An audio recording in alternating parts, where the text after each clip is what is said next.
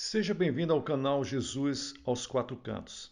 Aqui é o pastor Gilson Soares, da Igreja Boas Novas, em Guarabira, fazendo as locuções das mensagens do reverendo Charles Camps.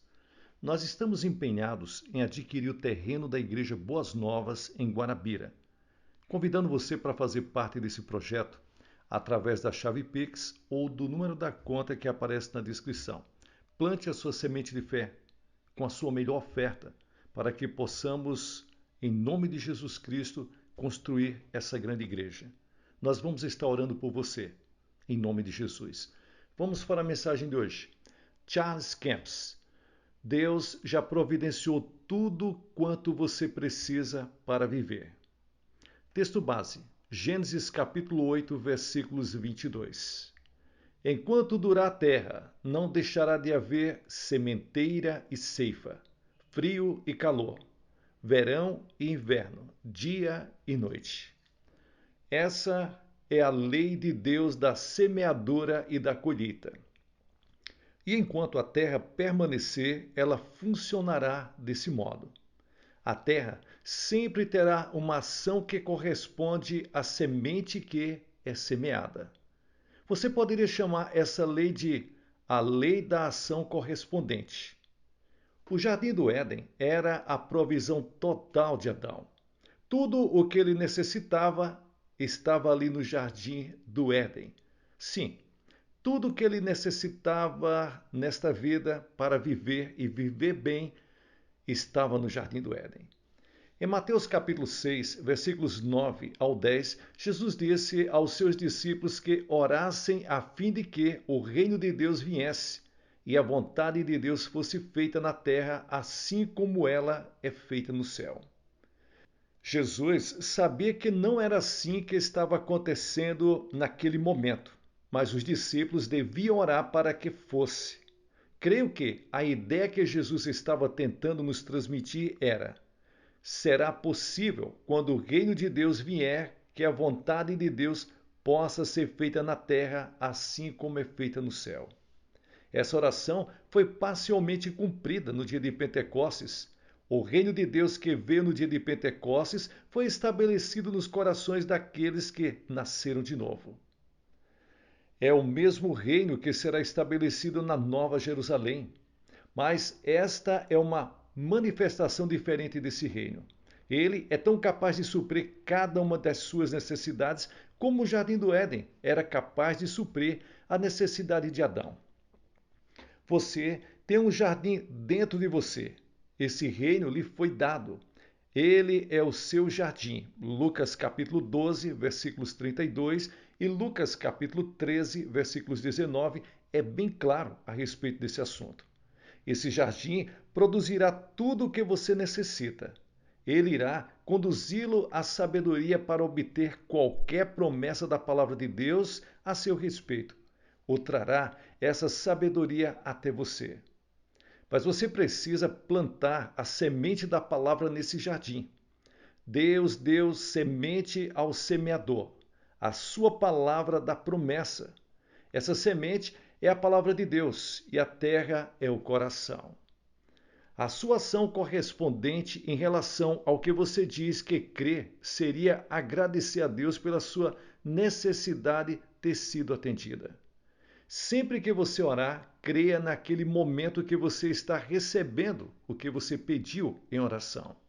A Bíblia diz em Marcos capítulo 11, versículos 24: Por isso eu vos digo que todas as coisas que pedirdes orando, crede que recebestes, e assim será convosco. Em outras versões diz: Por isso eu vos digo que todas as coisas que pedirdes orando, crede que receber, e tê-los-eis.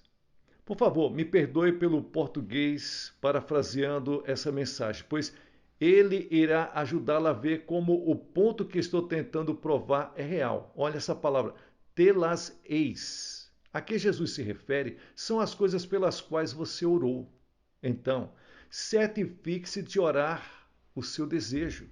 Não ore o problema, porque você receberá as coisas que orou. Se você orar problemas, receberá problemas, porque terá mais fé nos problemas do que na resposta. Ore o seu desejo. O desejo é a resposta. A resposta à necessidade é a abundância. Então ore a abundância e não a necessidade. Quando você orar, creia. Creia no que você ora quando você orar. Não espere até que tenha a manifestação para crer. Creia quando orar. Creia agora e você receberá depois. Você sabe que ainda não tem a resposta. Você não está tentando dizer que já tem a resposta manifestada. Mas na dimensão do Espírito, se você a concebeu pela fé, então, no que diz respeito a Deus, você a tem. Mas você não as tem na dimensão natural, momentaneamente, agora. Jesus disse que você as terá, ela vai se manifestar. Não tente fazer os outros acreditarem que você já recebeu. Eles não precisam acreditar nisso, mas você precisa acreditar. Algumas pessoas pensam que a ação correspondente é mentir sobre alguma coisa que você não possui, mas está confessando. Vamos repetir isso. Algumas pessoas pensam que a ação correspondente é mentir sobre alguma coisa que você não possui, mas está confessando. Tenho um carro novo. Eu já o tenho. Você precisa ver o meu carro novo. Ele está na minha garagem. Se você enganar alguém para que acredite que você tem alguma coisa que realmente não tem, então você mentiu. Se a pessoa apenas ouviu você confessando a palavra de Deus e supôs que você possuía algo, então você não mentiu. Ela apenas ouviu você chamando à existência as coisas que não existem como se existissem. Foi isso que Abraão fez. Não tente convencer alguém de que você já tem alguma coisa que não tem ainda. Isso não é a ação correspondente. Isto é mentira. A ação correspondente seria louvar a Deus por isso. Obrigado, Pai. Creio que já o recebi. Você o recebeu no espírito, mas não no natural. Se você creu que você recebeu quando orou, não ore por isso novamente, da mesma maneira que você orou da primeira vez. Louve a Deus pela resposta. Se você orar por isso novamente da mesma maneira na manhã seguinte, então isso é incredulidade. Agora, não deixe que isso coloque em cativeiro. Existem diferentes tipos de oração. Há uma diferença entre a oração de petição e a oração de ações de graças e a oração de intercessão. Alguém pode dizer, mas a Bíblia disse que simplesmente continuar orando sobre isso com fé, isso é perseverar. Eles sempre mencionam o juiz iníquo e o homem que foi pedir pão à meia-noite. Lucas capítulo 18, versículos 11. A importunação do homem que foi em busca de pão à meia-noite significa perseverança. Mas quando você fala em perseverança na fé, é diferente de dizer perseverança em qualquer outra coisa. São coisas bem distintas. A fé perseverante seria a fé que pediu pão e ficou ali, até o pão ser recebido. A fé perseverante é a fé que creu que recebeu e fica firme nessa convicção até a manifestação chegar. A fé perseverante não fica pedindo a mesma coisa. Se você acredita que recebeu, por que pediria novamente? Isso seria uma ação correspondente à incredulidade.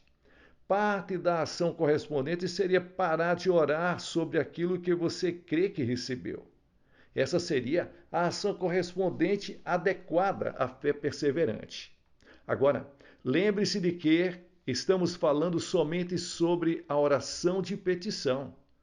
Deixe-me indicar a diferença entre a oração de petição e a oração de intercessão. Na oração de petição, você pede a Deus para fazer alguma coisa por você.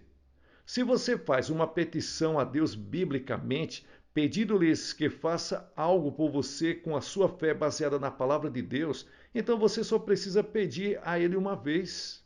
Logo, comece a louvar a Deus por isso. Tenha a ação correspondente a isso, louvando a Deus. Essa ação está em concordância com a sua fé. Esse fato é mencionado muito claramente em 1 João, capítulo 5, versículos 14 ao 15. E esta é a confiança que temos para com Ele, que, se pedirmos alguma coisa segundo a sua vontade, Ele nos ouve. E se sabemos que Ele nos ouve quanto ao que lhes pedimos, estamos certos de que obtemos os pedidos que lhes temos feito. Com relação à oração de intercessão, é válido e adequado orar a palavra de Deus e proclamá-la repetidamente a respeito de qualquer situação. Por isso, não é vã repetição. Jesus coloca isso da seguinte maneira: e orando, não useis de vãs repetições, como os gentios, porque presumem que pelo seu muito falar serão ouvidos. Mateus capítulo 6 e o versículo 7.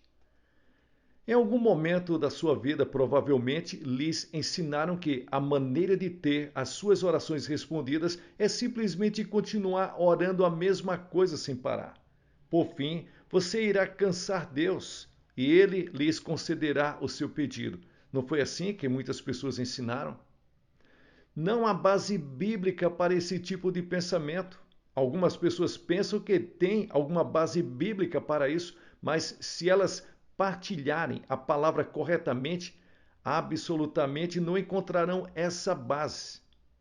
Vamos ver brevemente algumas das passagens bíblicas que geralmente são citadas de forma errônea e que são mal compreendidas em relação a esse assunto. Uma é a história da viúva e do juiz iníquo. Lucas capítulo 18, versículos 1 ao 6. Quase todas as pessoas dizem que a viúva continuava procurando o juiz iníquo, mas ela só foi procurá-lo uma vez. Foi a ousadia da sua fé que fez com que ele fizesse o que fez por ela. Para saber mais sobre esse assunto, você pode ler a passagem várias e várias vezes. Outro versículo é sobre o homem que veio buscar o pão à meia-noite. Lucas capítulo 11, versículos 5 ao 8. A Bíblia não diz que bateu em algum momento, mas já se ouviu isso sendo mal citado com tanta frequência que se entende que o homem continuou a bater, quando na verdade a Bíblia diz que ele simplesmente perguntou, se manteve firme até receber o que pediu. E essa é uma boa ilustração de ação correspondente à fé. Se você realmente teve fé e acreditou que as coisas se resolveram quando orou, você não pode estar pedindo novamente. Você não fica ali pedindo, batendo várias e várias vezes na porta. Você sabe que recebeu as petições que desejava. Mas quando você passa para a área da intercessão, a sua intercessão é orar a palavra de Deus. Isso é algo que você está fazendo para mudar as coisas. Você não está pedindo a Deus para fazer isso.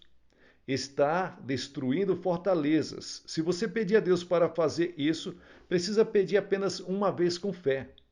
Depois louve a Deus porque pediu até que a coisa acontecesse. Sim, até que a coisa aconteça. Se você pedir com incredulidade, não há problema em orar novamente e dizer: Pai, me perdoe pela minha incredulidade. Dessa vez vou orar com fé. Por meio da oração de intercessão, você está orando a palavra de Deus. Sendo assim, você poderia repetir essa oração repetidamente, dia após dia. Fazer isso edificaria sua fé. Quando você está orando a palavra, as suas palavras mais as palavras de Deus estão mudando as coisas. Eis um exemplo desse tipo de oração. Pai, porque tu me destes autoridade para usar o nome de Jesus, em nome de Jesus eu derrubo os principados, as potestades e os governantes das trevas que se levantaram contra as finanças do meu irmão. Eu os torno impotentes e ineficazes. Em nome de Jesus, destruo o poder deles e libero o Espírito de Deus, o Espírito do Deus vivo para revelar a ele as coisas ocultas e a direção de Deus. Rompo com os poderes das forças satânicas liberadas contra ele, em nome de Jesus Cristo. Quando oro assim, estou influenciando as coisas pela minha oração. Não pedi a Deus para fazer nada. Você pode ver a diferença entre essa oração e uma oração de petição, em que você pede a Deus para fazer alguma coisa. Por exemplo, eu te peço, Pai, para enviar obreiros para o caminho do irmão fulano de tal, a fim de ministrarem a palavra de Deus a ele. Essa oração é algo que você pediu a Deus para fazer. Se você creu nela quando pediu, você só a pedirá uma vez. A sua ação correspondente em relação a essa oração seria dupla. Você não faria essa oração novamente da mesma maneira. E segundo, você louvaria a Deus por fazer o que você pediu. Se você está orando algo que está influenciando as coisas, você pode orar continuamente. Por isso, não é vã repetição, mas é a ação da sua autoridade e fé. Agora vamos passar para a esfera natural. Ao vermos estes princípios na esfera natural, podemos entender melhor algumas coisas espirituais. Digamos, por exemplo, que você leve seu carro ao mecânico e diga: poderia fazer uma revisão geral nesse motor? Ele responde: sim. Pode apostar que posso fazer uma revisão geral nele. Sou um dos melhores mecânicos deste país. Sei que quando eu fizer uma revisão geral nesse motor, ele irá funcionar como novo. Se você o deixar comigo, você está deixando em boas mãos. Logo ele começa a trabalhar no motor. Se ele for um homem que entendeu mal o que é uma ação correspondente, ele pode trabalhar uma manhã e dizer: se eu realmente creio que esse carro vai funcionar como novo, devo ter uma ação correspondente total em relação ao que acredito. Bem, no meu meio de revisão geral, quando ele não montou o bloco, ele diz: vou ter uma ação correspondente total e agir como se ele estivesse consertado. Então ele telefona para você para dizer que o seu carro está pronto. Naturalmente falando, ninguém seria tão tolo assim. A sua ação deve ser igual somente diante da manifestação. No entanto, com relação à cura e à manifestação do que pediram em oração, algumas pessoas agem assim. Por exemplo, algumas pessoas oram pedindo a restauração de sua visão e pensam: para ter a ação correspondente total, tenho de quebrar os meus óculos ou jogá-los fora. A não ser que Deus tenha dito para fazer isso, é tolice se você fizer. Pois, se Deus disse isso, vai funcionar. Em primeiro lugar, os óculos não curarão seus olhos nem impedirão que os seus olhos sejam curados. Algumas pessoas pensam que, por terem a ação correspondente total, farão a manifestação ocorrer. Se eu quebrar meus óculos, provarei que tenho fé e trarei a manifestação do que pedi. Isso pode provar que você terá de ir tateando até o trabalho na manhã seguinte. Você agiu errado, agiu pela emoção. Essa atitude é tão tola quanto o mecânico telefonar para você e buscar o seu carro quando o conserto do motor ficou pela metade. Tenha paciência até ver o grão cheio de espiga, por assim dizer. Agora, não se sinta condenado se você fez essas coisas quando não sabia agir corretamente. É por isso que estamos passando tanto tempo falando sobre esse assunto e aprendendo a palavra de Deus. Deixe-me dar um exemplo em relação à restauração de olhos. Conheço uma mulher que se submeteu a um ensinamento sobre fé e cura. Ela usava óculos, mas oraram por ela com imposição de mãos para que seus olhos fossem curados. No dia seguinte, ela disse: creio que recebi a minha cura. Então ela não usou seus óculos. Ela começou a ter dores de cabeça imediatamente. Disse: Senhor, não entendo. Creio que recebi a minha cura. Ela orou sobre isso e o Senhor lhes disse: você não tem a manifestação ainda. Guarde firme a sua fé. Guarde firme a sua confissão. Mas vá em frente e use seus óculos. Porém, todas as vezes que os colocar, diga: obrigado, Senhor, creio que recebi a minha cura. Creio que meus olhos foram curados. Ela começou a fazer isso todas as vezes que usava seus óculos. Ela misturou a fé com o que acreditava. Ao retirar seus óculos, estava tentando ter ações correspondentes totais em relação ao que acreditava. mas não tinha a manifestação total. Ela só tinha, como podemos dizer, o princípio, e não o grão cheio na espiga. Lembre-se do que Jesus disse: primeiro a erva, depois a espiga. Ela foi concebida e estava produzindo, mas ainda não tinha a colheita madura. Se ela pudesse ver claramente, então seria a manifestação total. Algumas pessoas não estão apenas vivendo pela fé, estão dirigindo pela fé porque não podem ver. Primeiramente, isso é ilegal. E em segundo lugar, isso é loucura quando você não tem a manifestação.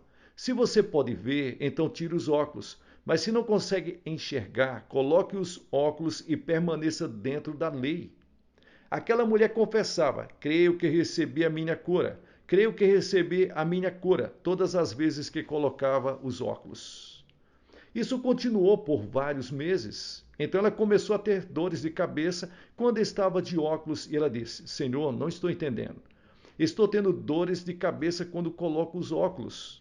E o Senhor disse: tire os óculos. A sua visão foi restaurada. Ela teve a plena manifestação.